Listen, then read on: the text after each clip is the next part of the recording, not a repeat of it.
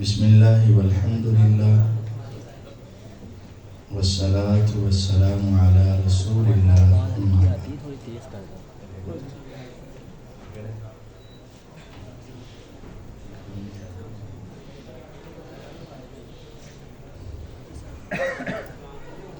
الحمدللہ آج 8واں پارہ تراویح کے اندر تلاوت کیا گیا۔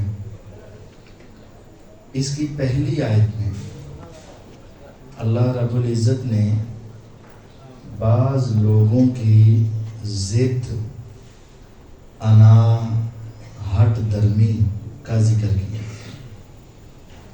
بعض ایسے خوش نصیب ہوتے ہیں جو پہلی مرتبہ اللہ رب العزت کا فرمان سنتے ہیں تو ان کے دلوں پر اثر ہو جاتا ہے اور وہ فوراً مان لیتے ہیں، اور بعض ایسے ضدی ہوتے ہیں ان کو 10 دلیلیں، 20 دلیلیں، 50 دلیلیں بھی دے دینا لیکن ان کی سوئی وہیں کی وہیں کھڑی رہتی ہے اور انسان ان سے پریشان ہو جاتا ہے۔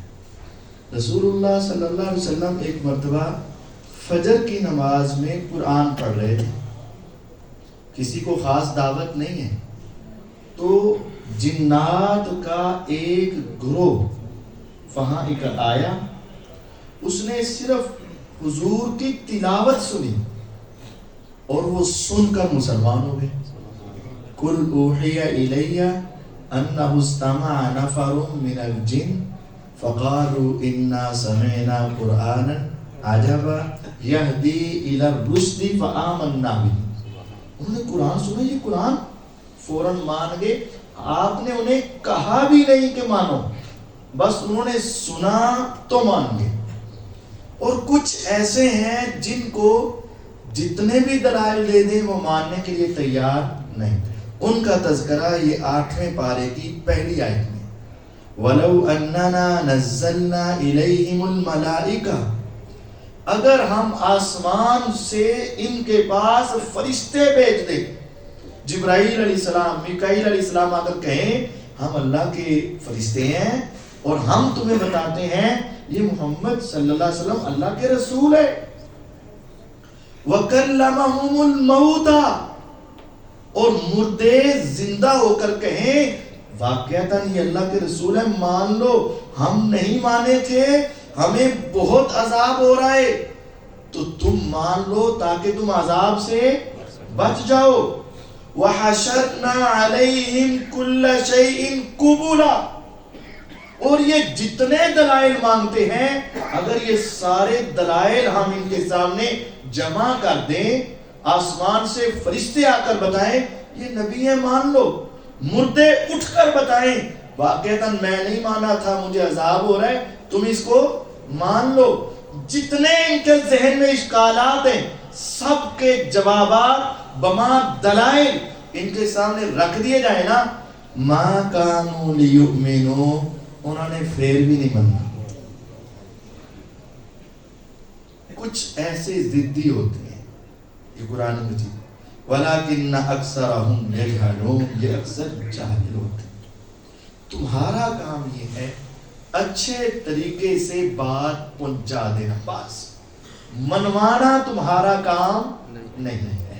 ان علیک الا البلاغ، اے پیغمبر علیہ السلام آپ کی ذمہ داری بھی صرف پہنچانا ہے، جس نے ماننا ہے وہ ایک دلیل سے بھی مان جائے گا اور جس نے نہیں ماننا وہ 1000 دلیلوں سے بھی نہیں مانے گا۔ ہمیں کوشش کرنی چاہیے کہ ہم ایسے لوگوں میں شامل نہ ہوں جو ہر قسم کی دلیل سن کر بھی ضد میں ہیں، بلکہ اللہ تعالیٰ ہمیں ایسے لوگوں میں شامل کرے جو دین سنتے ہیں اور اس کے دلائل دیکھتے ہیں اور اس پر فوراً عمل کرنے کے لیے تیار۔ پھر آگے اللہ رب العزت نے 2 قسم کے لوگوں کا ذکر کیا، فَمَن يُرِدِ اللَّهُ أَن يَهْدِيَهُ يَشْرَحْ صَدْرَهُ لِلْإِسْلَامِ، جس کو اللہ تعالیٰ ہدایت دینا چاہتا ہے نا، اللہ تعالیٰ اس کا سینہ اسلام کے لیے کھول دیتا ہے۔ وَمَن يُرِدْ أَن يُضِلَّهُ، اور جسے وہ گمراہ رہنے دینا چاہتا ہے نا، یہ تو لگا رہے ادھر ہی. یجعل صدرہ ضیقا حرجا، اللہ اس کے سینے کو تنگ کر دیتے اور اس کو بڑی تکلیف محسوس ہوتی ہے. کأنما یصعد فی السماء، اتنا مشکل ہوتا ہے اس کے لیے گویا کہ جتنا آسمان پہ چڑھنا مشکل ہوتا ہے. آسمان پہ کوئی آدمی چڑھ سکتا ہے؟ نہیں چڑھ سکتا، ناممکن ہے. اب یہ دو ہیں لوگ، ایک جس کا شرح صدر، ایک جس کا سینہ تنگ. جس کا شرح صدر ہے وہ اللہ کی ہدایت کا طلبگار ہے اور اللہ اسے ہدایت دینا چاہے. شرح صدر کیا مطلب؟ شرح صدر اس کا یہ معنی ہے کہ اللہ تعالیٰ اس کے سینے کو ایسا بنا دیتے ہیں کہ اسلام کی بات قبول کرنا اس کے لیے آسان ہو جاتا ہے.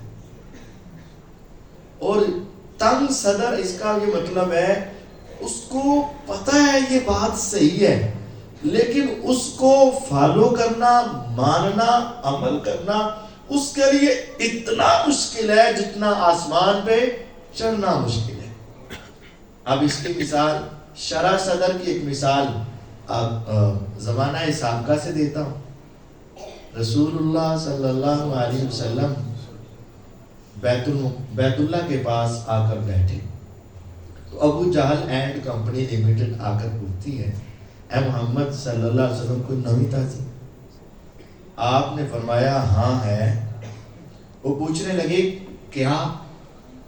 آپ نے فرمایا کہ میں نا رات سویا ہوا تھا تو چھت پھاڑی گئی اور جبریل علیہ السلام آئے اور مجھے اٹھا کر لے گئے. مجھے لے جا کر حتیم میں لٹایا گیا، میرے سینے کو چاک کیا گیا، دل کو باہر نکالا گیا، سونے کے تھال میں رکھا گیا، زمزم کے پانی سے دھویا گیا، براق کو بلایا گیا، مجھے اس پہ بٹھایا گیا، بیت المقدس میں پہنچایا گیا، سارے نبیوں کو بلایا گیا، مجھے ان کا امام بنایا گیا اور پھر مجھے پہلے، دوسرے، تیسرے، چوتھے، پانچویں، چھٹے، ساتویں آسمان تک پہنچایا گیا. پھر آگے سدرۃ المنتہا، جبریل علیہ السلام پیچھے، میں آگے، میں نے جنت دیکھی، جہنم دیکھی، رب تعالیٰ سے باتیں کی اور میں واپس آ گیا اور ابھی رات ختم نہیں ہوئی. ابھی رات ختم نہیں. وہ کہنے لگے ارے محمد صلی اللہ علیہ وسلم یہ کیا بات کر رہے ہیں، یہ کسی اور کے سامنے بات کرے گا؟ بیت اللہ سے بیت المقدس 40 دن لگے جانے میں، 40 دن لگے آنے میں، زمین سے آسمان 500 سال کا فاصلہ، 7 آسمان 3500 سال جانا، 3500 سال آنا اور رب کی ملاقات، جنت دیکھنا، جہنم دیکھنا، سارا کچھ تو رات کے لمحے میں کر کے آ گیا. یہ بات کسی اور کے سامنے کرو گے؟ میں کروں گا، جو حق ہے کروں گا، جو سچ ہے بتاؤں گا. باگے باگے گئے ابو بکر صدیق رضی اللہ. ابو بکر یار گھر سو، اگر کوئی آدمی کہے میں رات کو یہاں سے نکلا بیت المقدس پہنچا، تیری عقل مانتی ہے 40 دن کا سفر رات میں کر لے؟ نہیں مانتی. اب کام بنے گا. اے ابو بکر رضی یہ بتا، میں واقعی میں واپس بھی آ گیا، تیری عقل مانتی؟ نہیں. اچھا اگر وہ کہے کہ میں راتوں رات پہلے، دوسرے، تیسرے، 7 آسمانوں تک ہو کر واپس آ گیا، تیری عقل مانتی؟ فرمایا نہیں. ہنس کے کہنے لگے اب تو بس کر دے، جس کے پیچھے تو لگا ہے نا وہ ایسی ایسی باتیں کرتا ہے، چھوڑ دے اب اس کو. ارے ارے ارے رکو، کیا کہہ رہے ہو؟ یہ بات کس نے کہی ہے؟ ہاں ہاں جس کے پیچھے تو لگا ہے محمد صلی اللہ علیہ وسلم. وہ کہہ رہے ہیں میں رات کو گیا اور میں بیت المقدس کی سیر کر کے آ گیا، میں نے 7 آسمانوں کو دیکھا، فرشتوں کو ملا، رب سے ملا، میں واپس آیا، رات ختم نہیں. کیا میرے آقا نے یہ کہا ہے؟ کہتے کہا. کہتے پکی بات ہے، کہتے پکی بات ہے. کہا اللہ کی قسم اگر میرے نبی نے کہا ہے تو جو کہا سو حق کہا، جو کہا سو سچ کہا. یہ شرح صدر ہے کہ دین کی بات عقل کے پیمانے، میری عقل میں نہیں آتی، تیری عقل میں نہیں آتی، دنیا نہیں مانتی، سائنس نہیں مانتی، ٹیکنالوجی نہیں مانتی، فلاں نہیں مانتا، فلاں نہیں. جب پیغمبر علیہ السلام کہتے ہیں سو ماننا لازم ہے. یہ شرح صدر ہے. نبی علیہ السلام صحابہ میں بیٹھے اور کہا نعم الرجل خریم، یار خریم بڑا زبردست بندہ ہے، ویری نائس پرسن ہے. لولا طول جمتی و اسبال ازاری، بس اس کے بال جو لڑکیوں کی طرح لمبے ہیں نا وہ نہ ہو، بس کندھوں تک ہو جائیں. اور اس کی شلوار ٹخنوں سے نیچے نہ آنا ہو، ویری نائس، بہت اچھا انسان۔ ایک صحابی اٹھے اور جا کر خریم کو ملے، خریم میں آج آقا کی مجلس سے آیا ہوں اور تیرے بارے میں حضور علیہ السلام کے یہ کلمات تھے۔ اچھا، انہوں نے فوراً گھر گئے، بال کاٹے، شلوار ٹخنوں سے اوپر کی، حضور کے پاس آ کر پہنچے، حضور اب میں اچھا لگ رہا ہوں۔ فوراً ماننے کے لیے ہم یہاں 50 دلیلیں دیتے ہیں، شلوار ٹخنے دھوتے رکھیا کرو، شلوار ٹخنے دھوتے رکھیا کرو، ٹخنے ننگے رکھیا کرو۔ اچھا قاری صاحب بس یہ دعا کرو، بس ہم 50 دلیلیں دیتے ہیں، داڑھی رکھنا فرض ہے، داڑھی لٹکاؤ، داڑھی بڑھاؤ، داڑھی ایسے کرو۔ چلو پتا تو مجھے بھی، بس یہ دعا کرو بس۔ یہ کیا ہے؟ یہ تنگ سینہ ہے۔ اس کو دین پر عمل کرتے ہوئے اتنی مشقت ہو رہی ہے جتنا آسمان پہ چڑھنا ہے۔ اب ہم خود دیکھ لیں، میری مائیں، بہنیں، بیٹیاں، پردہ کرنا آسان ہے یا ان کا سینہ تنگ ہوتا ہے؟ میرے بھائی، چہرے پہ سنت سجانا آسان ہے یا تنگ ہوتا ہے؟ میرے بھائی، اپنے تہبند کو ٹخنوں سے اوپر رکھنا تیرے لیے آسان ہے یا تیرا دل گھٹتا ہے؟ اگر تیرے دل کے اندر گھٹن پیدا ہوتی ہے تو سمجھ لے اللہ تمہیں گمراہ رہنے دینا چاہتا ہے، اور اگر تیرا دل شریعت کو سن کے فوراً ماننے کے لیے تیار ہوتا ہے تو خوش ہو جا، رب تمہیں ہدایت دینا چاہتا ہے۔ یہ قرآن ہے۔ فَمَن يُرِدِ اللَّهُ أَن يَهْدِيَهُ يَشْرَحْ صَدْرَهُ لِلْإِسْلَامِ، جسے اللہ ہدایت دینا چاہتے ہیں اس کے سینے کو اسلام کے لیے کھول دیتے، وہ اسلام کو پسند کرتا ہے، پوچھتا ہے میری کون سی اور عمل رہ گئے جو میں کرنے والے کام ہے، مجھے بتائے۔ وَمَن يُرِدْ أَن يُضِلَّهُ، اور جسے رب گمراہ رہنے دینا چاہتا ہے، يَجْعَلْ صَدْرَهُ حَرَجًا، اس کے سینے کو تنگ کر دیتا ہے، اور اتنا تنگ ہوتا ہے كَأَنَّمَا يَصَّعَّدُ فِي السَّمَاءِ، گویا کہ وہ بڑی مشقت سے آسمان پہ چڑھنا چاہ رہا اور چڑھا نہیں جائے گا۔ اور پھر اللہ رب العزت نے اس سورۃ انعام کے آخر میں فرمایا مَن جَاءَ بِالْحَسَنَةِ فَلَهُ عَشْرُ أَمْثَالِهَا وَمَن جَاءَ بِالسَّيِّئَةِ فَلَا يُجْزَىٰ إِلَّا مِثْلَهَا۔ یہ رب کا فضل ہے، جو ایک نیکی کرتا ہے نا میرا رب اسے 10 گناہ عطا کرتا ہے، اور جو گناہ کرتا ہے نا اللہ صرف اسے ایک گناہ کی ایک سزا ہی دیتا ہے، 10 گناہ نہیں دیتا۔ نیکی ایک کرو تو کم از کم 10 کا ثواب ملے گا، لیکن اگر گناہ کرو تو ایک کا۔ اور حدیث صحیح بخاری کی اس سے بھی آگے ہے، من ہم بحسنہ فلم یعملها کتبت له بحسنہ، جس نے نیکی کا ارادہ کیا ابھی کی نہیں، سوچا ہی ہے، اس کی ایک نیکی لکھ دی جائے گی، اور جب وہ کرے گا تو 10 لکھ دی جائیں گی۔ اور جس نے گناہ کا سوچ لیا نہیں لکھا جائے گا، جب وہ کرے گا تو پھر لکھا جائے گا۔ اور اگر گناہ کا ارادہ کیا لیکن پھر اللہ کا ڈر آ گیا، چھوڑ دیا، اس کے چھوڑنے پر بھی اس کو ثواب عطا کیا جائے گا، اس کے چھوڑنے پر بھی ثواب عطا کیا جائے گا۔ اس کے بعد سورۃ الاعراف ہے۔ اعراف مکی سورت ہے۔ اعراف ایک جگہ ہے، جنت دائیں ہیں، جہنم بائیں ہیں، درمیان میں ایک جگہ ہے اور وہ اعراف ہے۔ اس پر وہ لوگ آئیں گے جن کی نیکیاں اور گناہ برابر ہو گئے، ان کا پلڑا نہ ادھر جھکا اور نہ ادھر جھک سکا، دونوں برابر ہو گئے، تو رب تعالیٰ نے درمیان میں ان کو کھڑا کر دیا۔ اور اس میں ذکر ہے جب ان کا چہرہ ادھر دائیں طرف پھیرا جائے گا جنتی نظر آئیں گے، لم يدخلوها وهم يطمعون، کہیں کاش یار آپ لوگ تھوڑا جا ادھر کر دے۔ وَإِذَا صُرِفَتْ أَبْصَارُهُمْ تِلْقَاءَ أَصْحَابِ النَّارِ، اور جب ان کا چہرہ ادھر پھیرا جائے گا قَالُوا رَبَّنَا لَا تَجْعَلْنَا مَعَ الْقَوْمِ الظَّالِمِينَ، کہیں یا رب ادھر نہ بھیجنا، ادھر بھیج دینا، تیرا فضل اور کرم چاہیے۔ اور اللہ کا رحم زیادہ ہے اور اللہ تعالیٰ کا فضل زیادہ ہے۔ جنت کے کتنے دروازے ہیں؟ 8، اور جہنم کے 7۔ کیوں؟ میرا رب کا فضل زیادہ ہے، اللہ کی رحمت زیادہ ہے۔ اب ان کی نیکیاں اور گناہ برابر ہیں، جہنم اور جنت کے درمیان ہے، تھوڑی دیر کے لیے تو ان کو تکلیف ہوگی نا کہ اب پتہ نہیں ہمارا کیا بنے گا. اور وہ جب عذاب دیکھ رہے ہوں گے ان کے کلیجے منہ کو آ رہے ہوں گے, اور جب وہ راحتیں دیکھ رہے ہوں گے دل تڑپ رہا ہوگا, تو پھر وہ کہیں گے یا رب ہمیں ان میں کر دے. اور اچانک ان کو نا جنت میں ایسے غریب لوگ بھی آ جائیں گے جن کو یہ جہنمی دنیا میں مذاق کیا کرتے تھے, وہ غریب بھی آ جائیں گے. اور وہ آرام والے ان کو دیکھ کر کہیں گے اہؤلاء الذین اقسمتم لا ینالهم اللہ برحمہ.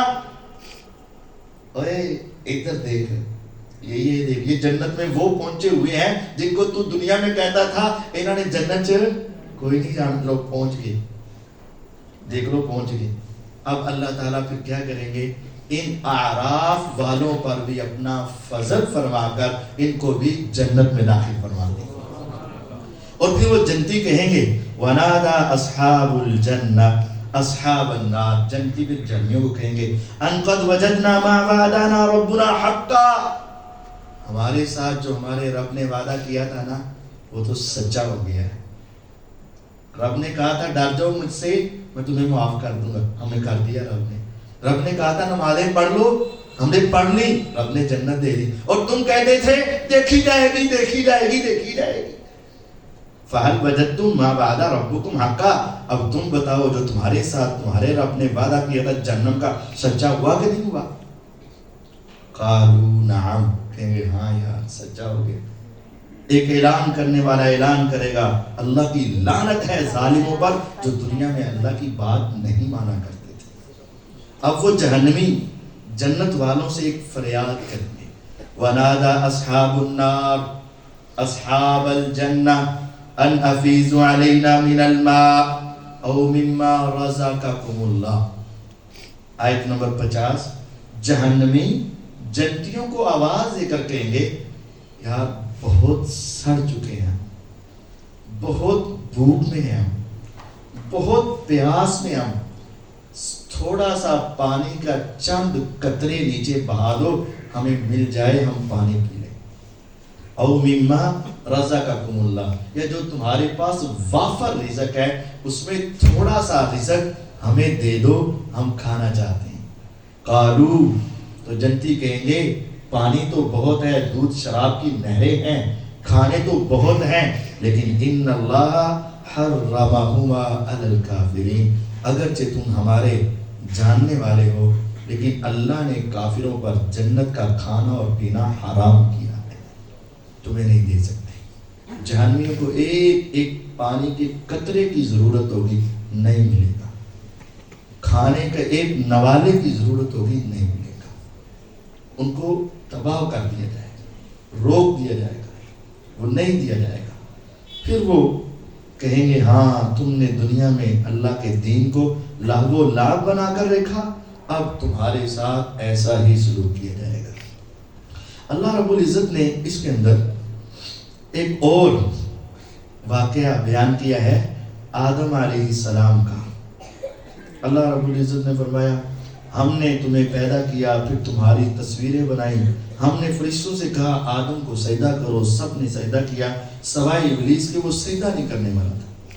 تو اللہ تعالیٰ نے پوچھا تو سجدہ کیوں نہیں کرتا جب میں نے تمہیں کہا. اب اس نے نا اپنی عقل لڑائی, اللہ کے حکم کے مقابلے میں کیا عقل. ہمارے ہاں بھی کہتے ہیں کہ سب بات تو آپ کی ٹھیک ہے ہوگی دھیس, لیکن نا ادھر نہیں بیٹھ رہی, منو نہیں سمجھ آ رہی. لوجک یہ جو ہمارے ہاں لوجک منطق سب بکواس ہے. شریعت کے سامنے کوئی لوجک نہیں, شریعت کے سامنے کوئی منطق نہیں. اب یہ لوجک اور منطق سنیں شیطان کی.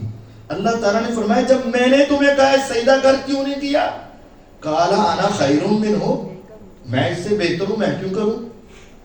بہتر کیسے ہو, خلقتنی من نار وخلقتہ من طین, تو نے مجھے آگ سے پیدا کیا اور آگ لگاؤ تو کدھر جاتی ہے اوپر کو, اور اس کو مٹی سے پیدا کیا, اس کو چھوڑو تو کدھر جاتی ہے. تو یہ نیچے کو جانے والا, میں اوپر کو جانے والا, اس کو چاہیے مجھے کرے, میں اس کو کیوں کروں, میں اس سے بہتر ہوں. اس نے اللہ کے حکم کے مقابلے میں کیا لڑائی, اپنی لوجک عقل منطق اللہ تعالیٰ نے فرمایا فَهْبِطْ مِنْهَا، اتر جا یہاں سے، فَمَا يَكُونُ لَكَ أَن تَتَكَبَّرَ فِيهَا، یہاں تیرے لیے تکبر کی کوئی گنجائش نہیں۔ تکبر اپنے آپ کو بڑا بنانا اور دوسروں کو حقیر سمجھنا۔ فَخْرُجْ إِنَّكَ مِنَ الصَّاغِرِينَ، نکل جا تو بڑا ذلیل ہے۔ اب اس نے کہا انظرنی الی یوم یبعثون، مجھے قیامت تک یا رب مہلت دے دے۔ قال انک من المنظرین، اللہ نے فرمایا تمہیں کیا ہے؟ مہلت ہے۔ اس نے کہا مجھے قیامت تک مہلت دے دو، اللہ تعالیٰ نے اسے قیامت تک مہلت دے دی۔ اب ابلیس جو ہے اسے مہلت کب تک ہے؟ قیامت تک۔ رمضان جب شروع ہوتا ہے سارے سرکش جنات شیاطین جکڑ دیے جاتے، لیکن ابلیس نہیں جکڑا جاتا۔ یہ جواب ہے اس سوال کا جو لوگ کرتے ہیں، اگر شیطان جکڑے گئے تو دنیا گناہ کیوں کرتی ہے؟ پھر آج بھی غلطی پر اکسانے والی کون سی چیز ہے؟ تو ابلیس نہیں جکڑا جاتا، باقی شیاطین جنات سارے، لیکن ابلیس نہیں جکڑا جاتا کیونکہ اس کو مہلت کب تک ہے؟ تو ہر سال پھر پکڑا جائے تو مہلت تو نہ رہے گی۔ ایک تو یہ دلیل ہے۔ دوسری وہ دلیل ہے کہ بدر کے میدان میں کافروں کے ساتھ لڑائی کرنے کے لیے کون آیا تھا؟ شیطان۔ 10ویں پارے میں ہے، آگے آئے گا۔ تو بدر کی لڑائی کس مہینے میں ہوئی؟ تو پھر کھلیا سیدھے آیا سی نا، کھلا تھا تو آیا تھا نا، تب بھاگ گیا پھر۔ اور وہ 3 راتیں جب آپ نے فرمایا تیرے پاس آئے گا آئے گا آئے گا، ابو ہریرہ رضی اللہ کے پاس کون آتا رہا؟ ابو ہریرہ رضی اللہ کے پاس ابلیس آتا رہا نا۔ تو وہ رمضان کا مہینہ تھا، صدقہ فطر کی کھجوریں تھی، فطرانے کی۔ تو فطرانہ کس مہینے میں ہوتا ہے؟ تو ابلیس آئے۔ ابلیس نہیں جکڑا جاتا، باقی سارے جکڑے جاتے۔ اب جب اسے نکال دیا گیا، اس نے اللہ سے مہلت مانگ لی، اسے مہلت دے دی۔ اب وہ کہنے لگا، اپنا غصہ نعوذ باللہ اللہ کے اوپر جھوٹ باندھ دیا، کہنے لگا فَبِمَا أَغْوَيْتَنِي، اللہ تو منو گمراہ کیتا ہے۔ فَبِمَا، تو نے چونکہ مجھے گمراہ کیا ہے تو اب میں ان کے راستے میں بیٹھوں گا۔ حالانکہ گمراہ خود ہوا ہے اور الزام کس پہ لگا دیا؟ اللہ تعالیٰ پہ۔ اب وہ کہنے لگا میں ان کے سامنے سے آؤں گا، ان کے پیچھے سے آؤں گا، دائیں سے آؤں گا، بائیں سے آؤں گا، اور ان کو میں ورغلاؤں گا۔ وَلَا تَجِدُ أَكْثَرَهُمْ شَاكِرِينَ، اے اللہ کھائیں گے تیرا، پیئیں گے تیرا، رہیں گے تیری زمین پر، لیکن اکثر تیرے نشکرے بنا کے چھوڑوں گا۔ اور اس نے کتنی طرف سے کہا؟ آگے سے، پیچھے سے، دائیں سے، بائیں سے۔ حالانکہ جہتیں کتنی ہیں؟ 6۔ کون سی 2 رہ گئی؟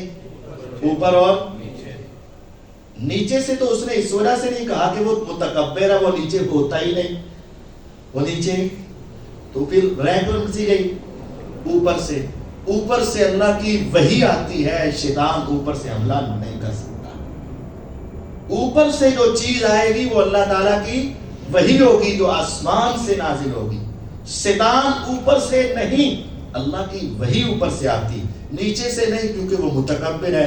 باقی رہ گئی 4 جہتیں، سامنے سے، پیچھے سے، دائیں سے، بائیں سے، ہر طرف سے انسان کو گمراہ کرنے کی شیطان کوشش کرتا ہے۔ اور گمراہ کر کے سب سے بڑا اس کا ہتھیار کیا ہوتا ہے؟ بندے کو اللہ سے ناشکرا بنا دیتا ہے، اور ناشکری کفر ہو جاتی ہے۔ اللہ تعالیٰ ہمیں اپنے شکر گزار بندوں میں شامل کرے، اور اللہ تعالیٰ ہمیں شیطان کے جال سے محفوظ رکھے۔ وآخر دعوانا ان الحمد للہ رب العالمین۔